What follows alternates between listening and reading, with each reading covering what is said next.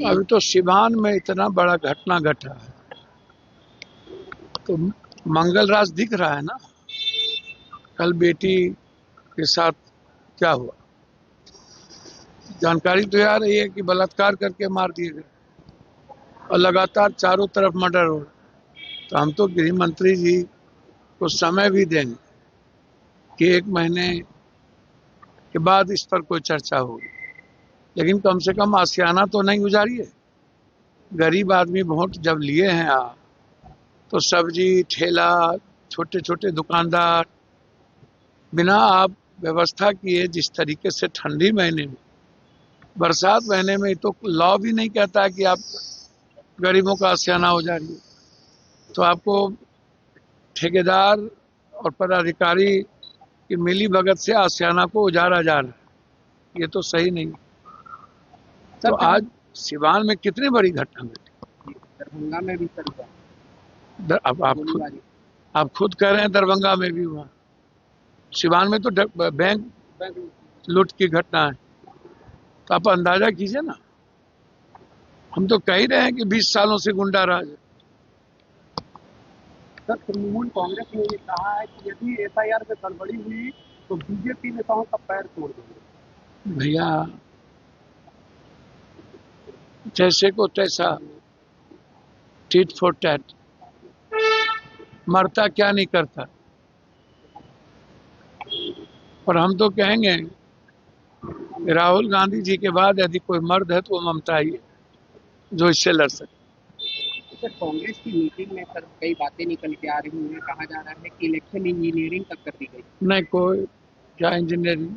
तो आरोप लग रहा है कि जो स्ट्राइक रेट रहा है, जो भी अभी सत्ता में है, उनका स्ट्राइक रेट भी बराबर है, सिर्फ फिक्स नहीं हुआ। स्ट्राइक रेट बराबर है भैया, हमारे वोट घटे तब भी हम स्ट्राइक रेट बराबर है, और उसके वोट बढ़े ही नहीं।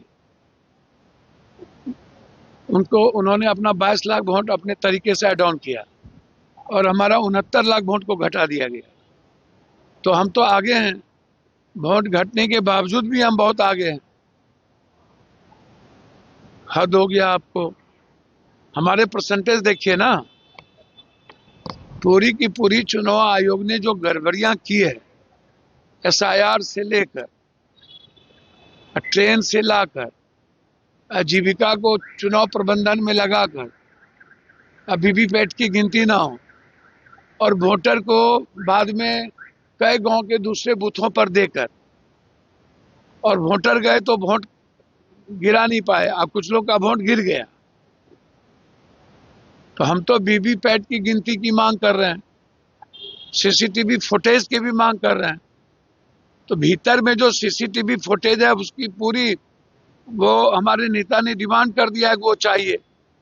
सी फॉर्म के बारे में हमारा डिमांड है। और एक पत्रकार ने तो कहा कि जिस गांव में मेरे भाई ने प्रशांत किशोर जी के पार्टी को वोट दिया, वो वोट भी हमारा नहीं है। तो कहां चला गया? एक वोट भी उस बूथ पे नहीं था। और जिनको खुद ही नहीं थी आशा जीतने की 130 से ज्यादा है, वो 202 जीत गए।